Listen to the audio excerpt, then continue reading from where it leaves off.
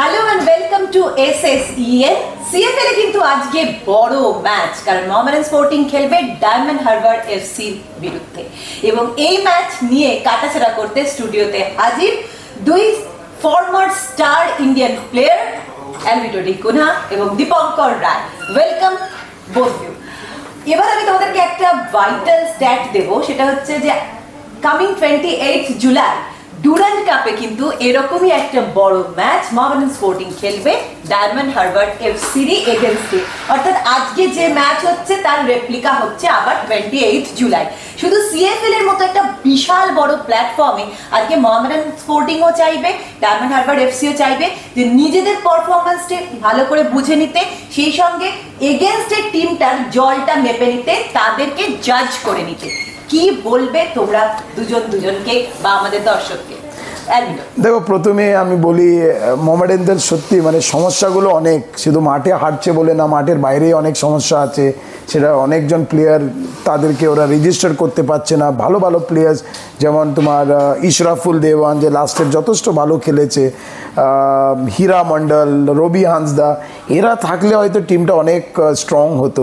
কিন্তু এই বছর মোহামেডানসকে দুটো লিগ, মানে এক হচ্ছে ডিউরান্ড কাপ, ওইখানে হয়তো কোনো ফরেনার রেজিস্টার করতে পারবে না, প্লাস এই কয়েকজন প্লেয়ারকে রেজিস্টার করতে পারবে কি না, এটা বিগেস্ট কোয়েশ্চেন মার্ক আছে। কলকাতা লিগে মানে ভীষণ খারাপ স্টার্ট হয়েছে, 3টে ম্যাচে 1টা পয়েন্ট, যেটা আমরা সবসময় আশা করি মোহামেডানস মানে সব টপ অফ দ্য টেবল কিংবা টপের দিকে থাকবে, কিন্তু 3টে ম্যাচে 1টা ড্র, 2টো হার।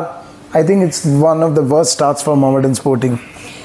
দীপঙ্কর, সত্যি মোহামেডানের অবস্থা খুবই খারাপ, যেহেতু ওরা প্লেয়ার নিতে পারছে না, ওটাই মুশকিল। ওদের কোচের সাথে আমার কথা হয়েছিল, বলছিল যে ট্রায়াল থেকে সব প্লেয়ার নিয়েছি, সেই প্লেয়ার দিয়ে তো আর কলকাতা লিগ খেলা যায় না। ওদের অবস্থা খুবই খারাপ। ওদের একটা প্লেয়ার মোটামুটি ভালো খেলছে, একটা সজল বাগ বলে প্লেয়ারটা, তবু খেলছে, ও যেহেতু একটু এক্সপিরিয়েন্স আছে। আর মনে হচ্ছে না, জানি না যে আজকের ম্যাচ কি করবে ডিএইচএফসির সাথে মোহামেডান। দেখো, এর সাথে সাথে আমি আরেকটা কথা বলবো, এই ম্যানেজমেন্টটাকে একটু বোঝা উচিত ছিল কি লিগ 25 তারিখ থেকে শুরু, তার আগে আমাদের প্লেয়ারকে রেজিস্টার করতে হবে। এইগুলো হলে হয়তো কিছু হতো না, কারণ হচ্ছে একটা ফিফা ব্যান পড়েছে, তার আগে এফএফ এর ব্যান ছিল, সেই হয়তো সমস্যা মিটে গেছে, তারপরে ফিফা ব্যান, যেই কারণে হয়তো কয়েকজন প্লেয়ারকে রেজিস্টার। তো আমার মনে হয় এইগুলো একটু আগে, বাট আমরা জানি না অ্যাকচুয়ালি কি কারণ হচ্ছে। যখন একটা ব্যান যে কোনো সময় হয়ে গেলে প্রথম নতুন বছরে যাদেরকে সই করবে, আমার মনে হয় ওটা অ্যাপ্লিকেবল হয়ে যায়। এই কারণে কিন্তু এই যে এরা কয়েকজন বাঙালি প্লেয়ার ওরা খেলতে পারছে না। আমি বলি দীপঙ্কর এবং আলভিটো দুজনকে একটা কথা মনে করিয়ে দেবো। আমরা কিন্তু লাস্ট সিজনের আগের সিজনে দেখেছি আইএসএল এর হায়দ্রাবাদ এফসি কিন্তু এরকমই একটা ব্যানের মুখে পড়েছিল এবং তারাও কিন্তু অল ইন্ডিয়ান প্লেয়ার্স নিয়ে নিজেদের স্কোয়াড সাজিয়েছিল এবং ওরা কিন্তু মোটামুটি আইএসএল এ একটা ভালো জায়গাতেই শেষ করেছিল। সেখানে ওদের যে কোচ ছিল সিংবই থাম্বো, তাদের উপর প্রচন্ড প্রেশার ছিল।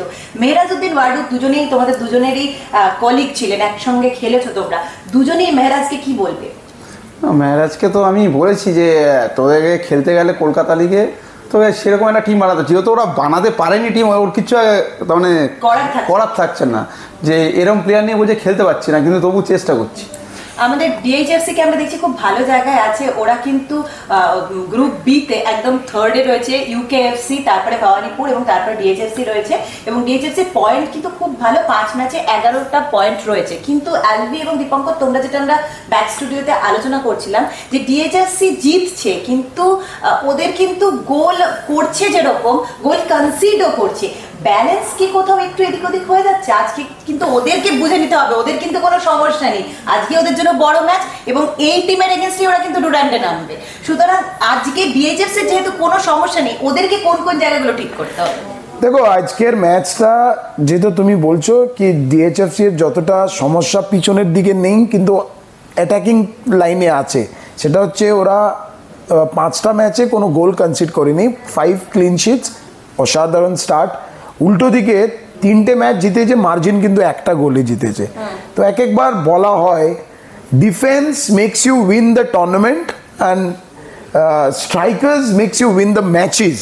তো এইবার হয়তো এরা কম মার্জিনে জিতছে, কিন্তু সব থেকে ইম্পর্ট্যান্ট সেটা হচ্ছে ওরা ক্লিন শিট রাখছে। তো ওরা জানে প্রথমে আমরা গোল যদি নাই বা পাই, 90 মিনিট কিংবা তারপরে যে এক্সট্রা টাইমে অ্যাড অন মিনিটে যদি গোল ব্যাক করি, ডিফেন্স আমরা পিছনের দিকে আমরা কোনো গোল কনসিড করবে না।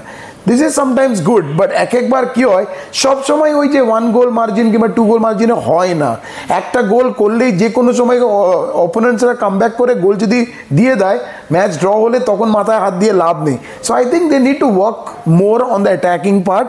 কারণ হচ্ছে কোন কোন টিমের সাথে ওরা ম্যাচ খেলেছে সেটাই বা দেখতে হবে। আমি একটা বলবো যে দেখো, ডিফেন্সিভ থার্ডকে আমি খুব গুছিয়ে রাখছি, এটা ভালো। ওদের গোলকিপার আকাশ মালিক খুবই ভালো পারফর্ম করছে, ওরা ক্লিন শিট রাখছে, কিন্তু একটা সময় তো লিগটা ছেড়ে নকআউটেও যেতে হবে। তখন যদি তুমি স্কোরিং না রাখতে পারো তখন কি হবে? দেখো, ডিএইচএফসি গোল খাচ্ছে না, আমাদের সবসময় কোচ বলতো আগে গোলটা বাঁচাও তারপরে গোল করো, এইটা ওদের পক্ষে ভালো। তুমি যেরকম বলছো যে আজকের ম্যাচ হচ্ছে মহড়া, যে পরে ডুরান্ডে ডিএইচএফসির সাথে মহাবাডানে, কিন্তু ডিএইচএফসির আজকের টিম কী খেলবে জানি না, কিন্তু ডুরান্ডে কিন্তু পুরো দল নিয়ে ডিএইচএফসি খেলবে মহাবাডানের সাথে, তখন কিন্তু অনেক মুশকিলে পড়বে। আর এই লিগে কিন্তু সত্যি দীপু যেটা বলছে, মানে এই লিগে ওরা কখনো কখনো ওরা মানে সবাইকে খেলায়, কিছু সময় আমরা যে লাস্ট ম্যাচ দেখলাম রিজার্ভ টিমকে খেলিয়েছে, ভবানীপুরের এগেনস্টে ওরা মেইন টিম কয়েকজন প্লেয়ারকে খেলিয়েছে। তো আজকের ম্যাচে হয়তো কি হবে আমরা জানি না, কিন্তু আশা করছি কি নিশ্চয়ই ওরা একটা ভালো দল সাজাবে। মোহামেডানস হয়তো they are the strugglers in this league, কিন্তু they can also bounce back. Yes, always. কিন্তু ডিএইচএফসির একটা কথা বলবো যে ডিএইচএফসি কিন্তু প্রথম দুটো ম্যাচ ওরা কিন্তু ওদের সিনিয়র টিমটাকে নামাচ্ছিল না, ওদের জুনিয়র টিমকে দিয়েই খেলছিল, কিন্তু ওরা দেখলো ওরা গোল পাচ্ছে না, ওদের কিন্তু জবিকে নামাতেই হলো। তো আজকের ম্যাচে ওদের কি উচিত, এটা আমি দীপাঙ্কর শর্মার কি স্ট্র্যাটেজি হওয়া উচিত আমি তোমাকে জিজ্ঞেস করবো দুজনকেই, যে যদি এটা মোহরা হয় তাহলে ডুরান্ডের আগে কি সব শক্তি দিয়ে নেমে নিজের জলটা মেপে নেওয়া উচিত না? এটা দেখো, এটা ঠিকই, কিন্তু আজকালের যেমন হয় প্রত্যেক টিম কিন্তু রিজার্ভ টিম কিংবা এই বাচ্চা ছেলেদেরকে বেশি গুরুত্ব দেয়। ওরা ভাবে কি না ঠিক আছে আমি টিমটাকে ভালো করে সেট করবো আর আমি ডাইরেক্ট হয়তো বড় ম্যাচে না খেলতে নামবো, কিংবা ডিউরেন্ট কাপ আলাদা টুর্নামেন্ট, ওরা ওই খেলতে আমি ওদেরকে ওই মাঠে খেলাবো। কিন্তু আমার কথা হচ্ছে এরা যদি এতটাই যদি ভয় পায় কি এদের হয়তো চোট লেগে যাবে কিংবা ওরা হয়তো ডিউরেন্ট কাপের স্টার্টিং ম্যাচটা খেলতে পারবে না, আমি বুঝতে পারছি না কেন। একটা টাইমে যখন আমরা কলকাতা লিগ থেকে শুরু করে ডিউরেন্ট কাপ, প্রোভাস কাপ, সিজার্স cup, IFA shield, I league, কতগুলো টুর্নামেন্ট আমরা খেলতাম, কিন্তু কোনোদিন আমরা করিনি কি না আমার চোট লেগে যাবে। আমরা খেলাকে ভালোবেসেছিলাম। কিন্তু আজকে তুমি দেখো, তুমি যদি বলো জবি জোসেন কিংবা নরহরি শ্রেষ্ঠকে নামাতে, ওরা হয়তো বলবে না না না আমাদের বড় ম্যাচ আছে, কিংবা ডিউরেন্টে প্রথম ম্যাচ মোহামেডানস, ওই ম্যাচটা আমাদের ইম্পর্টেন্ট। তো কে বলেছে আজকের ম্যাচ ইম্পর্টেন্ট না? তো আমার মনে হয় sometimes you need to understand কি কোন ম্যাচ কীভাবে তুমি এই টুর্নামেন্টটাকে এগোতে নিয়ে যেতে চাইছে। বাট এনিওয়েজ, এটা কোচ হয়তো যদি কনফিডেন্স কি এদের দুজনকে বাদ দিয়েই যে বাকি স্ট্রাইকার্স যারা আছে ওরা হয়তো আজকের ম্যাচে কাজ করে দেবে, end of the day what matters is the 3 points for Diamond Harbour. Dipankar, একটা কথা যেটা আলবি বলছিল যে তোমাদের সময় তোমরা প্রচুর ম্যাচ প্র্যাকটিস পেতে, প্রচুর টুর্নামেন্ট তোমাদের খেলতে হতো। এখন কিন্তু এইখানে এই রিজার্ভ টিম খেলবে, এখানে সিনিয়র, এখানে জুনিয়র, এখানে ফরেনার, কিন্তু একটা টিম বা একটা প্লেয়ার কিন্তু ম্যাক্সিমাম ম্যাচ প্র্যাকটিস পাচ্ছে না। যতগুলো ম্যাচ খেলবে তত তো একটা প্লেয়ারও এক্সপিরিয়েন্সড হবে, যত রকম দলের এগেনস্টে, স্ট্র্যাটেজির এগেনস্টে, কোচের এগেনস্টে খেলা হবে, একটা প্লেয়ার সমৃদ্ধ হয়। এটা কি ল্যাক করছে কোথাও?